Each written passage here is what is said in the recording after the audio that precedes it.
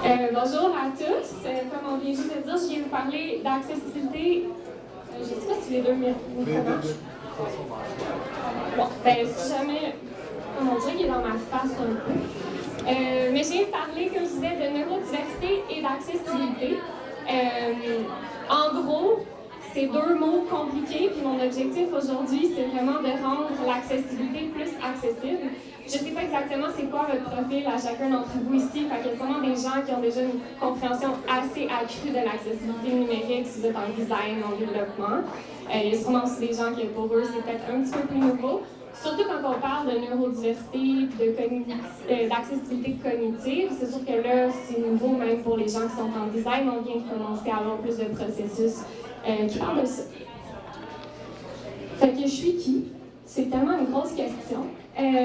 Moi, je suis en charge des ressources humaines chez Fable, mais je m'occupe des ressources humaines plus globalement, tout ce qui est talent, donc recrutement, tout ce qui est la croissance de l'équipe, la gestion du leadership et tout ce qui est éducation. Donc, un peu qu'est-ce que je viens faire ici. Si vous vous demandez pourquoi une fille en RH est en train de vous parler d'accessibilité, c'est pour ça. En gros, j'ai fait plusieurs expériences en start-up, en consultation, incluant avec Evolving Web, donc je suis quand même vraiment contente d'être ici. Evolving Web, c'était où j'étais juste avant d'aller chez Fable, donc quand même très excitée pour tout ça. Et la raison qui m'a amenée chez Fable à la base, c'est que moi, l'inclusion, pour moi, ça a toujours été ultra important. Je vous explique un peu plus on est qui Fable après. Mais quand j'ai su qu'il y avait une compagnie qui avait comme focus l'accessibilité numérique et l'inclusion des personnes qui sont en situation de handicap, j'étais comme vendue direct. Fait que c'est qui Fable? Fable, on est une compagnie ontarienne. Fait que moi, je vous ai tout traduit ça aujourd'hui là, pour venir vous parler aujourd'hui. Parce que d'habitude, on parle en anglais, nous autres. Moi, évidemment, Sophie Lemieux, c'était comme pas un problème de vous parler en français. Mais tout ça est traduit, donc c'est pour ça que les noms des produits sont en anglais. En gros, nous, on s'occupe de tout ce qui est accessibilité numérique propulsée par des personnes en situation de handicap. Donc, si vous êtes en design, vous savez sûrement accessibilité numérique, avec notre œil de designer, avec l'œil de développement logiciel, souvent c'est quelque chose qu'on nous apprend, mais on n'a pas l'expérience de l'utilisateur ayant un handicap nécessairement. C'est super compliqué, je ne sais pas si vous l'avez déjà fait, mais d'essayer de faire des tests avec des personnes qui sont en situation de handicap et qui vont avoir la grosseur adéquate du sample size pour faire tout ça. On veut faire les tests qui sont appropriés pour tous les niveaux de produits. On veut faire les tests avec différents groupes de personnes marginalisées, donc une personne qui serait non-voyante, une personne qui utiliserait un autre type d'accessibilité, de technologie d'accessibilité. Donc nous, on simplifie la chose pour tout le monde. On a environ 300 testeurs qui, eux, sont formés, travaillent pour nous, puis utilisent des types d'assistance technologique spécifiques. Donc, on va parler de screen reader, un magnificateur d'écran, par exemple, d'utiliser la technologie AltNav, si c'est pour toute cette navigation-là. On va parler aussi des personnes qui sont peut-être sourdes, malentendantes, puis on commence à explorer, comme beaucoup de compagnies, le côté cognitif, qui est ce de quoi je viens vous parler aujourd'hui. Je ne viens pas vous faire un pitch de vente pour Fable. Si vous voulez un pitch de vente, ça va être en anglais à Blake, qui est juste en arrière. Lui, il va vous le faire très bien. Moi, je ne suis pas très bonne avec les ventes. Alex peut vous en parler d'ailleurs. Mais je veux vous parler rapidement de Fable Pathways, qui est notre plus nouveau produit qu'on a créé pour les personnes en situation de handicap pour développer les compétences et les connaissances. Et comme vous savez peut-être, ou comme j'espère vous parler aujourd'hui, quand on développe quelque chose pour les personnes plus marginalisées, ça bénéficie de tout le monde. Donc vraiment, tout le monde a accès à Fable Pathways et c'est utile pour vraiment tout le monde. C'est comment se positionner dans le milieu du travail, comment se positionner pour la prochaine promotion, parce qu'on sait, ou je sais pas, mais je vais vous le dire, que les personnes en situation de handicap, c'est vraiment sous-représenté dans une entreprise, c'est sous-représenté dans les postes de gestion, puis c'est encore pire si on est doublement marginalisé, triplement marginalisé, ce qu'on voit quand même souvent dans des personnes qui sont en situation de handicap. OK. L'accessibilité numérique, c'est quoi là? Et je ne vous fais pas un cours là-dessus, je sais qu'il y a beaucoup de gens qui connaissent déjà ça, mais mon objectif avec tout ça, c'est vraiment de vous parler de l'accessibilité numérique. L'objectif, c'est de rendre quelque chose accessible au plus grand nombre de personnes possible. Donc, pour ça, on va chercher à suivre des principes fondamentaux. Ceux-là, c'est par le W3C, mais on peut se baser sur plusieurs différents modèles, incluant WCAG, etc. Et là, si je dis des termes en anglais, je suis vraiment désolée, mais comme j'ai traduit le plus que je pouvais pour aujourd'hui. Donc, on va parler en premier de pouvoir percevoir et comprendre une fonctionnalité technique. Donc, pour ça, ça veut dire, bon, mais je suis capable de...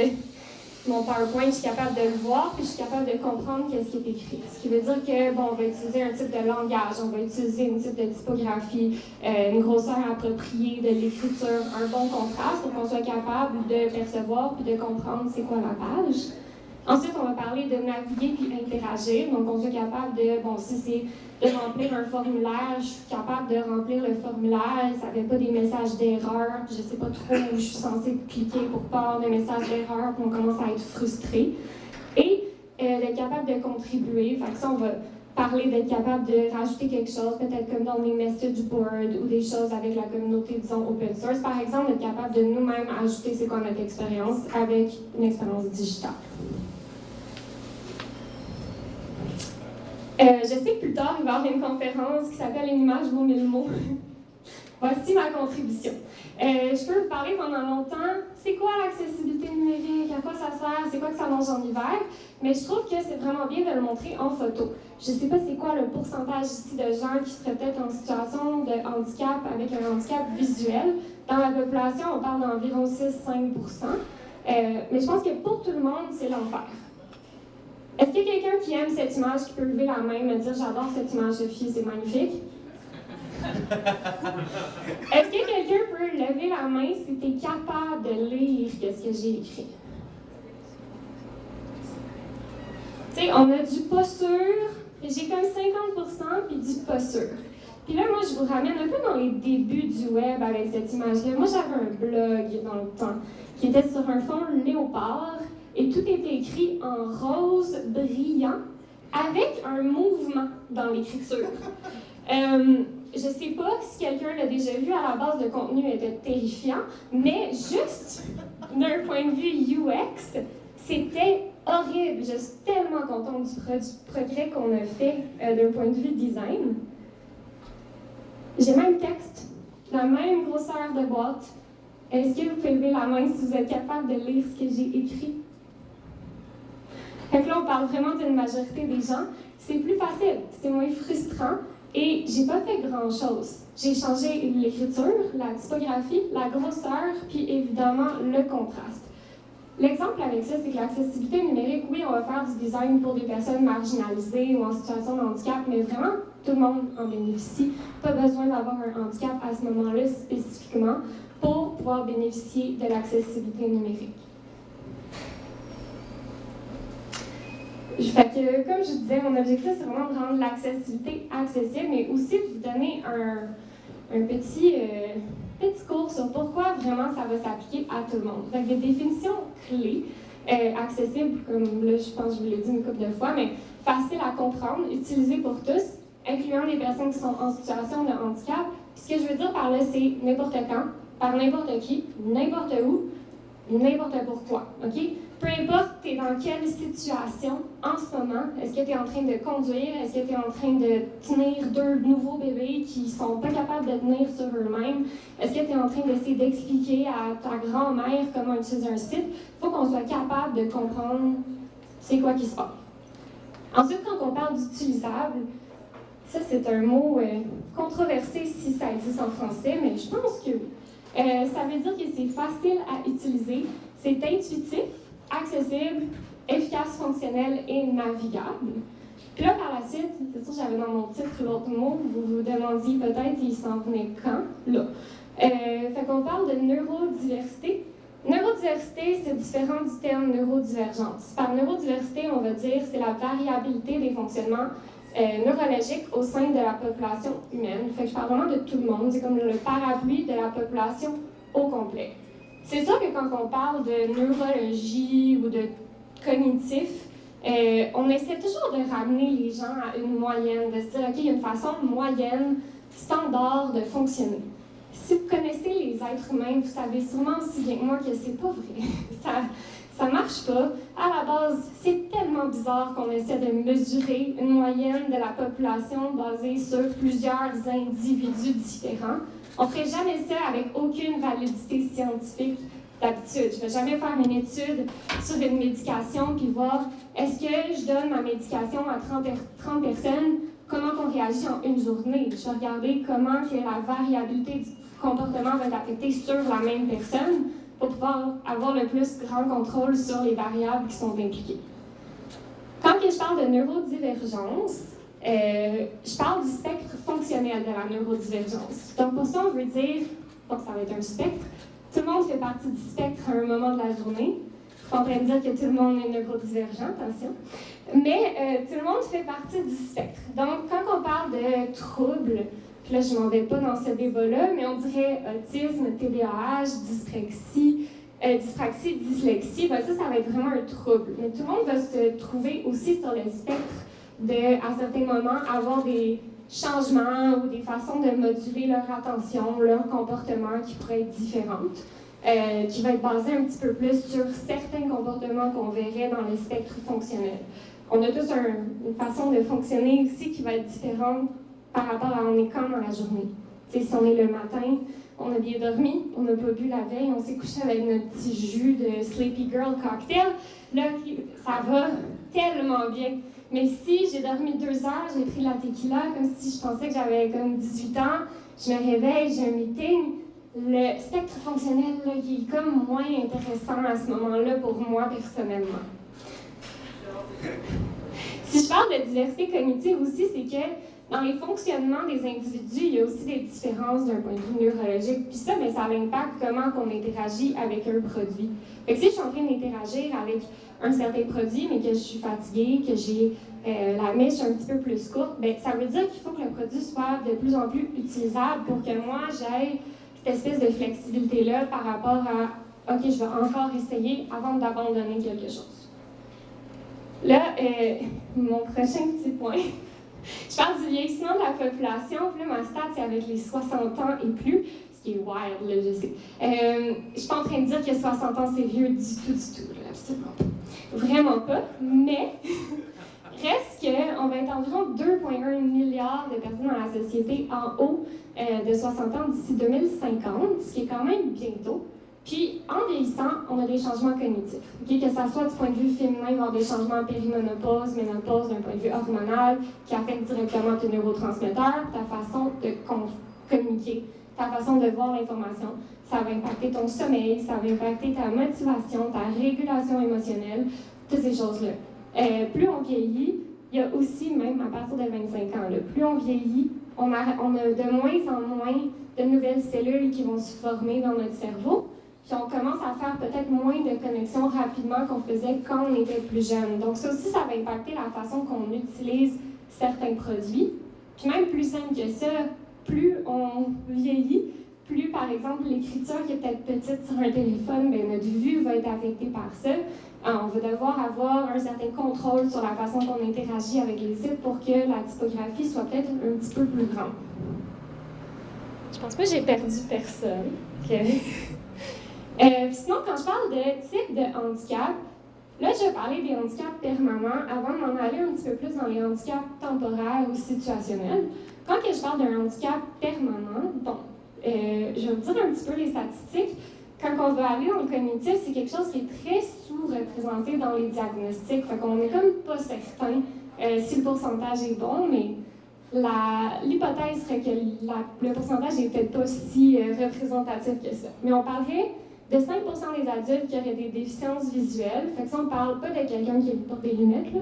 Évidemment, ce n'est pas 5% de la population, mais vraiment des gens qui auraient besoin d'assistance technologique s'ils sont pour naviguer un produit digital. Fait que là, on parlerait d'avoir un site qui serait utilisable avec ça. Donc, des images qui auraient des descriptions, une page qui est capable d'être magnifiée, des instructions qui sont assez claires pour savoir où cliquer, puis que quand on clique dessus, ça fonctionne, ça va à quelque part. S'il y a des tableaux, qu'on sache c'est quoi le tableau, pas juste tableau. Par la suite, quand on parle de auditif, on parle de 6% de la population adulte. Puis encore une fois, ça serait quand on tourne dans le handicap, donc pas juste être fatigué ou quelque chose comme ça. Puis dans ce cas-là, mais si on parle d'une expérience digitale qui a des sous-titres, si c'est une vidéo, qui a une transcription, si c'est un podcast, quelque chose comme ça, juste pour que ça soit accessible à tout le monde.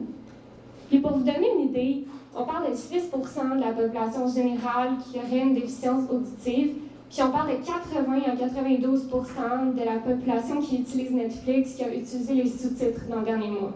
Fait que, tu sais, c'est quand même quelque chose qu'on va créer pour desservir une population en particulier. Mais après ça, c'est comme la majorité des gens qui l'utilisent, puis beaucoup de gens qui ne pourraient pas vraiment s'en passer, même si à la base, ça n'avait pas été développé pour eux. Finalement, on va parler des troubles cognitifs. Donc, on est à environ 10,8 % de la population. Moi, je ne suis pas scientifique, médecin, whatever, mais c'est sûr que c'est plus haut que ça. Je vais juste dire anecdotement des conversations qu'on a puis de tout ça parce qu'on sait que le processus pour avoir ces diagnostics-là il est plus complexe.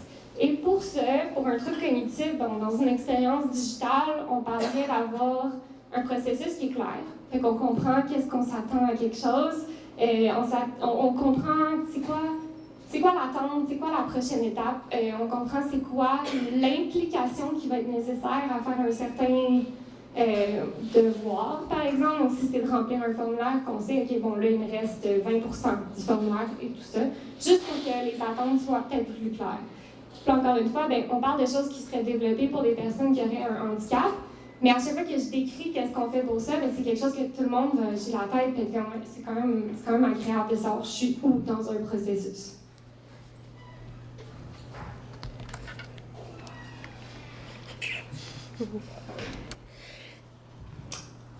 Pour continuer à vous mettre en contexte, on parle d'environ 1 milliard de personnes qui sont en situation de handicap. Je pense que c'est quelque chose qu'on sait un petit peu, mais on va parler d'environ 15 % de la population mondiale. Si on parle du Canada, on parle d'environ 20 à 25 %. Puis encore une fois, ça a peut-être plus rapport avec le taux de diagnostic, l'accès aux ressources qu'un pourcentage actuel. Et d'ici 2035, 40 % des consommateurs canadiens, vont avoir un handicap. C'est un segment énorme de la population. Là, pour vous donner une idée, quand on parle d'un segment en marketing puis que je prends les femmes Gen Z et milléniaux, c'est un moins gros pourcentage de la population que ça. C'est un plus petit segment. Et ça serait un segment qui est sous-segmenté comme 100 fois environ, si on est pour faire quelque chose, versus ton profil accessible pour une personne qui aurait peut-être un besoin d'accessibilité, mais c'est très rare qu'on va voir ça comme persona en marketing. C'est pas quelque chose qu'on voit, alors que ça vient chercher 40 % de la population. Là, je vous ramène à mes slides un petit peu plus tôt. 60 ans et plus, ça va être 2,5 milliards, je pense. Je ne me rappelle pas beaucoup exactement les chiffres, mais beaucoup. Puis on sait c'est qui a l'argent dans la société. Je vais juste dire ça comme ça. La représentation monétaire, donc, de ton consommateur est peut-être un petit peu plus avec les utilisateurs qui auraient un besoin d'accessibilité. Finalement, en ce moment, on parle de 1 Canadien sur 5 qui vit avec un handicap, puis c'est environ 30 % de ça qui ont un handicap qui serait dit sévère, donc qui aurait besoin d'assistance pas mal en tout temps.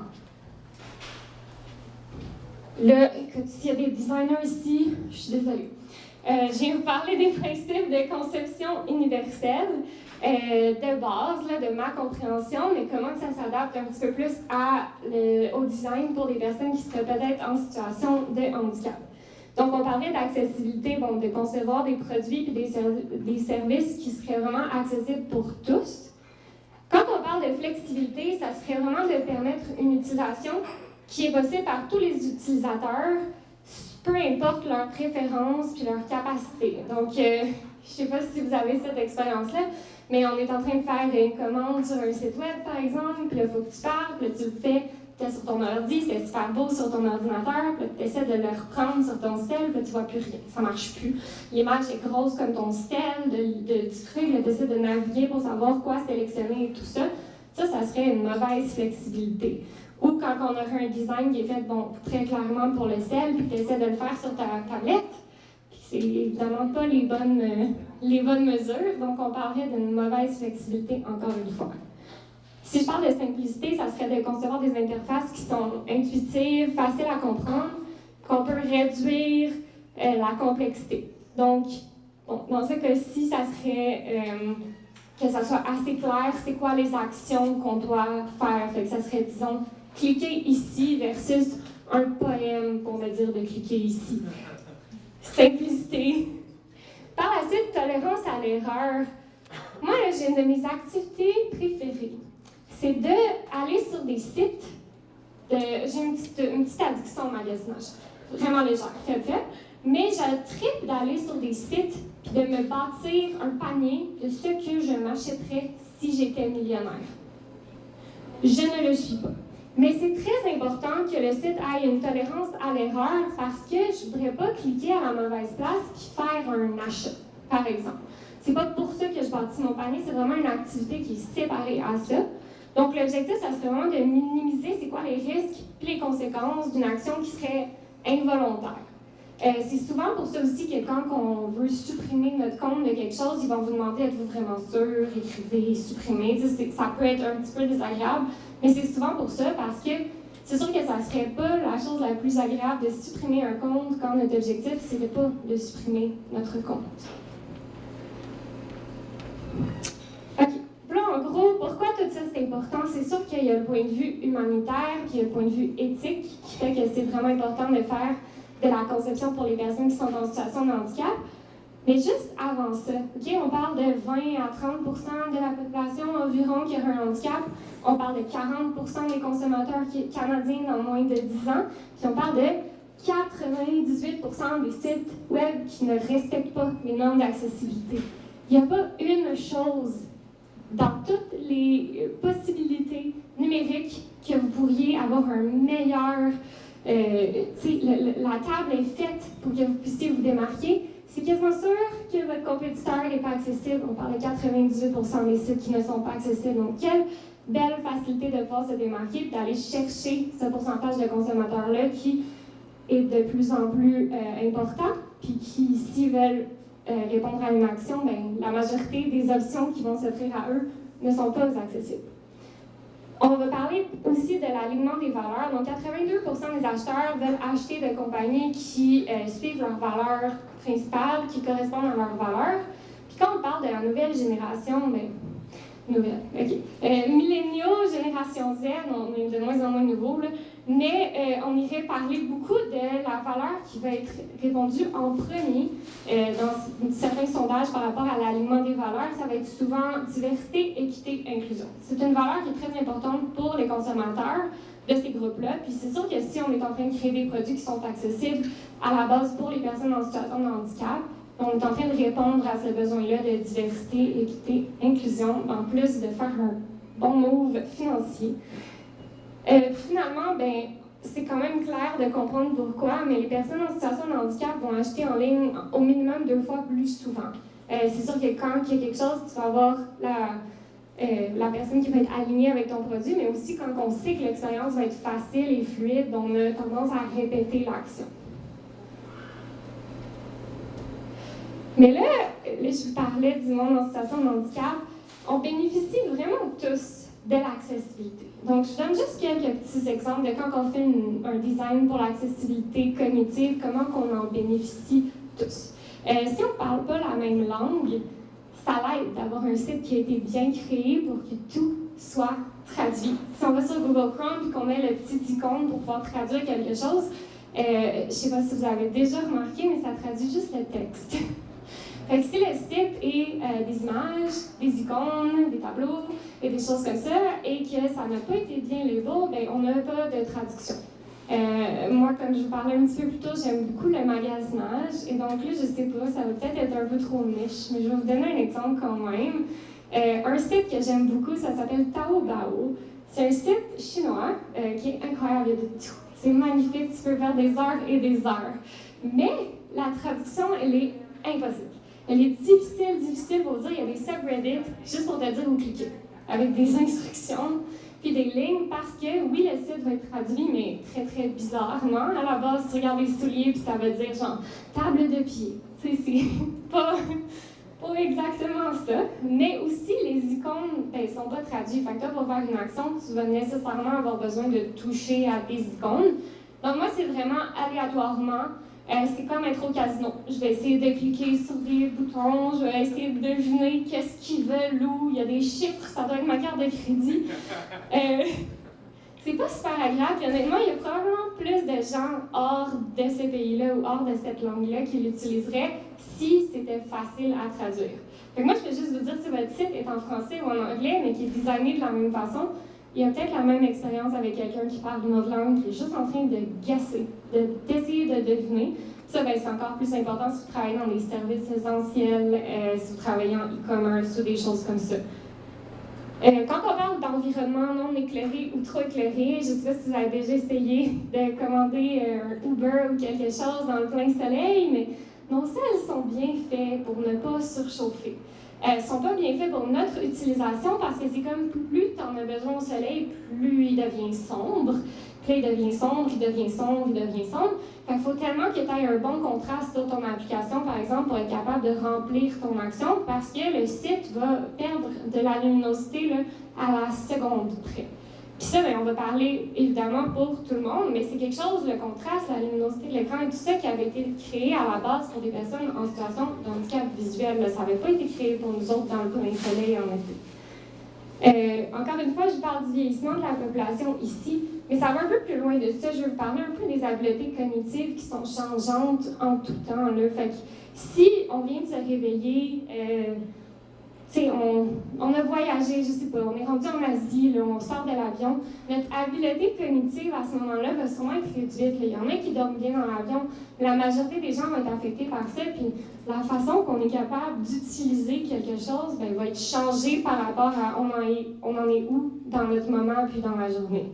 Je parlais un peu plus tôt des changements hormonaux, parce que c'est quand même une partie importante de la vie de 50% de la population environ, où on va vivre des fluctuations dans des moments de notre vie, que ce soit parce que tu es un nouveau parent, tu es sur des changements hormonaux, périménopause, ménopause et tout ça. Mais ça, c'est quelque chose qui va directement affecter la façon que le cerveau fonctionne, la façon qu'on est capable d'utiliser une tâche, la motivation, la concentration, l'action, puis tout ça. Donc, il faut vraiment de plus en plus que ça soit clair pour tous ces stades de vie-là. Finalement, quand on est au volant, là, on commence à parler pas juste d'accessibilité, mais de sécurité. C'est quand même important qu'un site ou une expérience soit accessible pour que tu sois capable de, par exemple, dicter ce que tu as besoin de faire ou que la chose te soit dictée à toi pour pas que tu ailles à prendre ton téléphone pendant que tu conduis, parce que là, ben, c'est sûr qu'on va mettre des gens à risque. Fait que, je sais pas si ça vous a parlé, mais tu sais, mon objectif avec cette page-ci, c'était juste de vous donner certains exemples. Il y en a comme 10 000, 100 000, mais de vraiment quelque chose qui a été créé pour une fonctionnalité en particulier, comment que c'est utile pour vraiment 100% de la population. C'est juste qu'il faut qu'on soit dans ce moment-là par nous-mêmes. Là, j'ai 2 slides qui sont un petit peu plus académiques. Mais je pense pas que c'est si pire que ça. Mais c'est un petit peu plus pour vous faire comprendre la fonctionnalité de comment on va faire un design pour la motivation et l'accessibilité cognitive. Fait que de plus en plus dans ce monde-là, on va parler du spectre fonctionnel versus un diagnostic ou de faire quelque chose directement pour des handicaps en particulier. Fait qu'on va parler de motivation puis de charge cognitive, qui sont comme dans des buckets, là. J'ai juste une main. Un bucket ici, un bucket ici. Ta motivation, ta charge cognitive, il faut qu'ils soient au même niveau. OK? Il faut que ta motivation, ça va être combien que tu as le goût ou que tu as besoin de remplir une tâche. Puis ça, ben, ça va dépendre aussi de ton où dans ta journée. Mais il faut absolument que ta motivation soit supérieure à c'est quoi la grosseur ou la demande de la charge cognitive pour que tu le fasses sans abandonner une tâche. Fait que je vais vous donner 2 exemples ici. Okay? Le premier, ça serait si on est pour, disons, je veux commander une pizza. OK? Je viens de sortir, j'ai bu un petit peu trop, je suis avec mes amis, j'ai pas dormi cette semaine-là. Fait que je suis quand même fatiguée, je suis pas la plus brillante que je suis habituellement. Et là, j'essaie de commander la pizza du coin. Okay? Moi, je suis dans un village random, j'essaie de commander une pizza. Puis là, toutes les images, c'est la même image, la même maudite pizza avec des champignons dessus. Je déteste les champignons. Je déteste les champignons. Et là, tous les titres vont être pizza au pepperoni, mais il y a la photo à des champignons. Tu comprends-tu que moi, la charge cognitive de me demander si il faut que je les appelle, faut que je chatte avec eux pour être sûr qu'il n'y a pas de champignons, faut que j'écrive dans la note puis prendre le risque, ça vaut pas la peine de la charge cognitive qui me demande. Ma motivation pour la pizza, elle n'est pas si élevée que ça. Je vais abandonner. Si on parle, par exemple, des impôts, remplir sa déclaration d'impôt, je pense pas qu'il y a beaucoup de gens qui, intrinsèquement, ont beaucoup de fun à faire ça. Si oui, venez me parler, je veux vous évaluer, je veux comprendre, je veux devenir fou. Mais sinon, à la base, c'est pas super agréable. C'est aussi pas très accessible cognitivement comme processus en toute honnêteté. On comprend pas vraiment. Il y a des chiffres qui suivent pas. Tu passes de la case 105 à la case 114. Sont où entre les deux? Genre, sont partis où ces chiffres-là? Ça fait pas de sens. Mais ma charge, ça c'est la charge cognitive qui est énorme. Ma motivation est quand même élevée de remplir mes impôts. Tu sais, j'aimerais ça pas avoir un mauvais dossier avec le gouvernement du Canada. J'aimerais ça pouvoir acheter une maison. J'aimerais ça pas aller en prison, peut-être. Tu sais, c'est quand même une motivation qui est importante, qui va faire que je vais faire la tâche, je vais remplir la charge cognitive, même si ma motivation n'est peut-être pas si élevée que ça. Par contre, si je changeais les impôts et qu'ils rendaient ça facultatif, j'aimerais vraiment savoir c'est quoi le pourcentage de gens qui le feraient. Ah, j'ai oublié un petit point ici. Mais c'est pourquoi que de faire la conception pour la diversité, c'est vraiment important, surtout quand on parle de neurodiversité. C'est que là, quand je vais parler de notre demande sur la motivation, sur la charge cognitive, sur l'attention, je viens parler de toutes les choses qui sont neuromotivées la majorité du temps par la dopamine. Puis quand on va parler de neurodiversité, on va parler de certains troubles, par exemple le TDAH, trouble déficitaire de l'attention avec hyperactivité, qui est un trouble de neuromotivation de la dopamine. Donc on va aller chercher quelqu'un, si on fait une conception pour la diversité avec quelqu'un qui est neurodivergent, on va aller chercher quelqu'un qui a un problème avec, pas un problème, mais une façon différente de voir l'association entre la motivation et la charge cognitive. Ce qui veut dire que c'est avec une neuromotivation qui va être plus facile pour remplir une tâche pour cette personne-là. Donc, chaque personne va avoir peut-être plus de facilité à le faire, même s'ils ne sont pas TDAH par eux-mêmes. Par exemple, je ne sais pas si ça vous donne un exemple. Et là, ce qu'on veut dire quand on ne fait pas ça, c'est qu'on parle d'exclusion cognitive. Fait que ce qui est vraiment important, c'est de comprendre, oui, on a notre motivation, on a notre charge cognitive, puis qu'est-ce qui vient entre les deux, ça va être aussi les obstacles. Donc, si tu es en train d'essayer de faire une tâche qui demande beaucoup d'attention, puis que là, tu es dans un lobby d'hôtel, puis qu'il y a des groupes qui s'en viennent, puis qu'il y a du monde qui s'en viennent, puis là, ils changent les lumières, puis il y a de la musique, écoute, la motivation change. La façon que tu es capable de remplir la tâche va changer, non pas parce que la charge cognitive va changer, mais parce que tu as des obstacles qui sont venus s'insérer. Donc, ça va être un peu la même chose avec une expérience digitale aussi. C'est vraiment de comprendre que, oui, on a la motivation qui est super importante, on a la charge cognitive qui est super importante, mais il faut aussi reconnaître que les obstacles s'en viennent en tout temps dans la vie de tous les gens. Donc, il faut vraiment concevoir quelque chose qui va être capable d'être utilisable par des gens, peu importe sont dans quelle situation dans la journée. Donc, d'essayer de comprendre que la motivation va devoir avoir le moins d'obstacles possibles qui sont capables d'y intervenir. C'est pour ça que quand on a, par exemple, une page qui est super simple à utiliser, même si quelqu'un commence à te parler pendant que tu le fais, tu es capable de continuer ta tâche parce que c'est tellement simple qu'est-ce que tu es en train de faire. Versus devoir te concentrer sur chaque petite étape, là, c'est là qu'on va avoir plus d'erreurs aussi qui sont possibles. C'est sûr qu'on ne fait jamais rien parfaitement du début, fait que c'est vraiment important aussi de reconnaître quand on va faire quelque chose, quand on va lancer un produit et tout ça, de reconnaître, OK, je vais devoir faire sûrement des changements dans qu'est-ce que j'ai produit, qu'est-ce que j'ai lancé, puis d'apprendre de toutes les différences qui pourraient qui pourraient arriver, là. Des différences qui pourraient arriver puis se présenter, puis de faire un peu des changements en fonction de ça, pas mal en tout temps.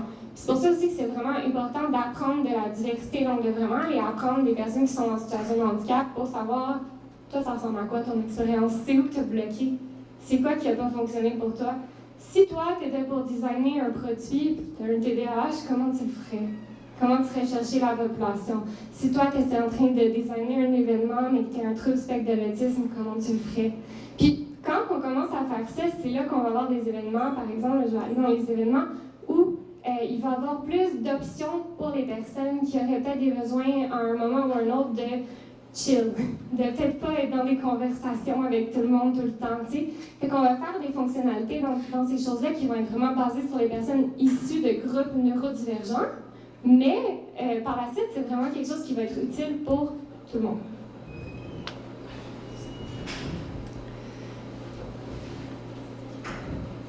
Hey, je vais skipper une couple de trucs parce que je veux passer à des questions. Fait que je vais aller à mon TLDR tout de suite. Si vous aviez des questions un petit peu plus sur comment, pourquoi, tout ça, là, vous pouvez m'écrire, je vais avoir la slide après. Mais en gros, pourquoi faire du design d'accessibilité cognitive, puis en accessibilité en général, c'est qu'on va aller augmenter notre bassin de clientèle potentielle. On améliore la fidélisation des clients. Ça, c'est sur une de mes slides que j'ai enlevée. Mais les personnes en situation de handicap, quand ils aiment un produit, sont 7 fois plus propices à recommander le produit qu'ils ont utilisé 7 fois. Okay? Ça, c'est plus qu'un ancien candidat de occupation double. C'est énorme comme bassin de population et ça vous goûte rien. On n'a pas un micro-influenceur avec ça, c'est vraiment en faisant la bonne chose, ça l'aide. C'est sûr qu'après, on va avoir une image de marque qui est positive puis valorisée. Le point 4, j'en ai pas parlé, c'était voulu. Conformité aux réglementations en matière d'accessibilité. Je pense que vous le savez tous, si vous êtes ici, là, il y a des règles, il y a des lois. Il faudrait être accessible pour ça. Mais je pense pas qu'on a besoin d'avoir cette loi-là pour le faire. Je pense que quand on parle de la motivation, on a tellement d'autres options. Pourquoi on devrait le faire? C'est la bonne chose à faire. C'est un bassin de la population, des personnes qui pourraient être des potentiels acheteurs ou utilisateurs qui est non utilisé ou presque sous-utilisé. Mais c'est sûr que ça peut aider aussi d'avoir le fait qu'il y ait une conformité aux réglementations en matière d'accessibilité. Puis ça, bien, dépendamment vous êtes dans quel marché. Si vous êtes en Ontario, par exemple, il y a des réglementations qui sont différentes et tout ça. Puis bien, finalement, il y a la collaboration renforcée avec la communauté d'individus en situation de handicap, qui est une communauté, comme je vous ai dit, qui est croissante, qui est de plus en plus grosse, qui est une des plus grosses communautés de personnes marginalisées, puis ça va juste continuer à expandre. Puis, si vous avez des questions, vous pouvez m'écrire. Je suis sur LinkedIn, puis par courriel, sophie@makeitfable.com. Mais je voulais voir s'il y avait des questions, des gens qui voulaient parler.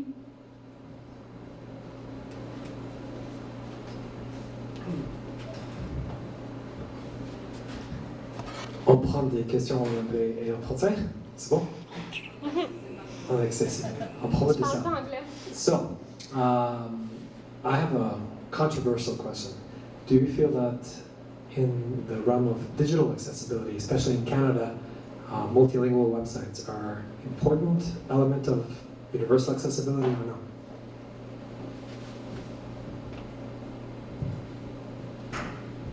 Je te réponds ça en français. Je vais te répondre en français, mais oui, c'est sûr que oui. À la base, que ce soit des sites bilingues, il y a vraiment la fonctionnalité qui a été développée français-anglais. Je pense que c'est très important, particulièrement au Québec. Je pense que hors Québec, ça serait super important d'avoir un site qui est très très bien créé puis conçu pour qu'on puisse utiliser des extensions ou des choses qui sont faites dans le browser que tu utilises par exemple, qui va être capable de traduire directement. C'est pas mauvais comme fonctionnalité si le site a été bien conçu. Si le site a été mal conçu, ben ça va être pas bon, mais ça va être mauvais.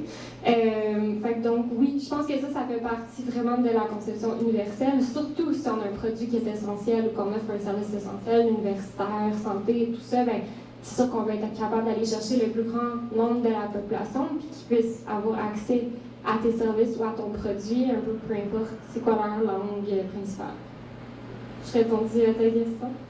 Est-ce qu'il y a d'autres questions?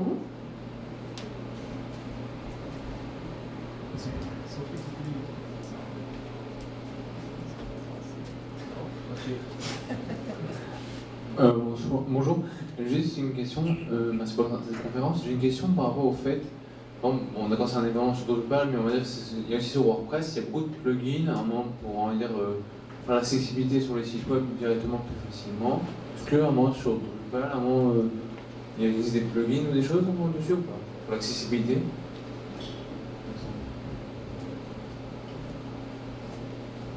Oui. À ce stade-ci de la technologie, pas vraiment. Parce que la majorité des plugins, qu'est-ce qu'ils font? C'est des overlays. Fait que si on parle de overlays, c'est rare que ça va régler la situation, un overlay. Tu mets des lunettes de soleil sur quelqu'un qui ne voit pas bien, elle voit pas mieux. C'est vraiment ça, un overlay. On rajoute une couleur, une teinte, mais on ne règle pas nécessairement la situation. C'est sûr que ça peut être utile pour certaines choses, et j'ai un biais, c'est un peu notre compétiteur. En tout cas, c'est pas nécessairement la meilleure chose. Par contre, il y a des plugins qui peuvent aider, puis de plus en plus, pour identifier c'est quoi les failles d'accessibilité, puis ça, je pense qu'elles sont super utiles. Donc, pas nécessairement régler le problème, mais te dire, OK, voici les failles d'accessibilité. Moi, j'en ai plein sur mon browser qui vont juste dire, t'as pas ton area, t'as pas ton alt text, t'as pas, etc., etc. Puis ça, pour identifier, je pense que c'est très, très bien les plugins. Puis à la base, il y a certaines choses qui sont capables d'aider, comme justement la traduction. Ça, je pense que c'est quelque chose qu'ils font quand même bien. Les sous-titres sur une vidéo, par exemple, la transcription. Donc, il y a plusieurs choses qui sont très bien faites. Mais je pense que l'espèce de promesse, par exemple, d'un overlay, ça va être de régler la situation d'accessibilité. Puis c'est tellement quelque chose qui est complexe qu'il n'y aura pas une seule solution qui va tout le régler, à moins que tu y penses comme une vraie grosse gestion de projet où on va regarder chaque chose comme la petite partie du site qui sont avec les personnes impliquées nécessairement pour régler le problème. Ça répond-tu à ta question? Est-ce qu'il y a d'autres questions? Merci. C'est bizarre de s'entendre comme ça. J'étais de l'autre côté avant, on ne s'entendait pas si bien. Mais ouais, est-ce qu'il y a des choses qu'on peut faire facilement, en fait, qui auraient plus de valeur, mettons, de ce que tu as vu, dans les sites que tu as vus et tout? Est-ce qu'il y a des choses que, finalement, presque tout le monde pourrait faire des quick wins, mettons, si on veut, et qui auraient vraiment énormément de valeur, en fait? Oui, vraiment. Je pense qu'à la base, un des trucs les plus faciles qu'on oublie, mais qu'on voit quand on navigue le web, c'est les contrastes. C'est tellement facile d'avoir un bon contraste pour tout le monde, mais certaines personnes vont l'oublier ou dans des mailing lists et tout ça. Fait que là, c'est difficile à lire. La bonne typographie, donc juste s'assurer que le type de calligraphie que tu utilises, puis la grosseur, elle est adéquate à voir à l'œil nu sans avoir besoin d'une loupe, par exemple. Et il y a plein de petites choses comme ça, là, vraiment d'avoir, si tu as des images qui soient décrites sur ton image, puis réduire le nombre d'icônes qui sont nécessaires, de bien label puis d'identifier chaque icône, c'est quoi qu'ils font, par exemple. J'essaie de penser rapidement, mais pour vrai, si tu veux m'écrire sur LinkedIn, je peux t'envoyer, on a certains petits white papers là, qui sont assez clairs de c'est quoi les quick wins. Mais oui, la majorité du temps, c'est très très facile de rendre quelque chose qui est plus accessible. T'sais, on n'a pas besoin d'être à 100% meilleur, là. On essaie juste marginal gains, puis ça fait tellement de grosses différences. Je pense que je suis au temps. Il me reste 2 minutes. Est-ce qu'il reste des questions?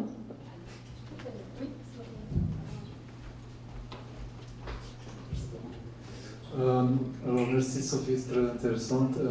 Je voulais juste voir côté, parce que souvent quand on fait le test d'accessibilité sur les sites web, on se focus beaucoup sur le visuel, sur les contrastes, sur les polices, tout ça.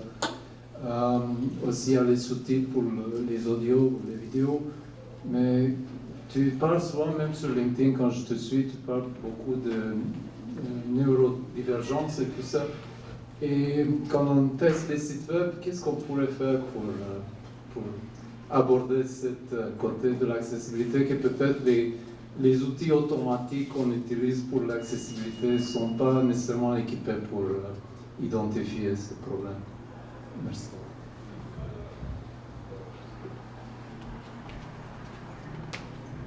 Je vais essayer de faire une réponse courte, mais comme tu sais, c'est comme, je pourrais en parler longtemps. Mais je pense que majoritairement, le plus gros problème qu'on a avec la conception accessible puis la neurodiversité, c'est que la majorité des sites et des applications ont été conçus en prenant pour acquis que les gens allaient donner de plus en plus de concentration à l'application versus au reste de leur vie. Donc, beaucoup d'expériences web et digitales ont été créées pour comme rentrer les personnes peut-être neurodivergentes dans le cycle de l'utilisation. Fait que c'est juste de penser à ça, de penser à qu'est-ce que je suis en train d'avoir des utilisateurs parce qu'ils sont vraiment intéressés ou est-ce que je suis en train de créer une dépendance, par exemple, ou de créer quelque chose qui va être comme un cycle vicieux. Sinon, il y a beaucoup de fonctionnalités aussi qui sont juste plus utiles pour les personnes neurodivergentes. Ça va être des bassins différents aussi. C'est sûr qu'on regroupe tout le monde neurodivergent ensemble, mais c'est vraiment des besoins d'utilisation qui vont être différents pour quelqu'un qui est TDAH, quelqu'un qui est TSA, par exemple. TSA, trouble spectre de l'autisme. Ça va être différent, mais de vraiment penser à ces utilisateurs-là, de ne pas avoir un infinite scroll, par exemple, de ne pas avoir des milliards de pop-up. Mais tu sais, on parle de choses qui sont désirables pour tout le monde, de faire attention si tu es en train d'envoyer un email à ton mailing list, peut-être pas en envoyer 6 par jour, peut-être pas en envoyer 1 par jour, peut-être juste avoir des fonctionnalités qui font un petit peu plus de sens, qui sont un petit peu plus dans la flexibilité pour l'utilisateur au lieu de forcer les gens dans une situation en particulier. Merci tout le monde.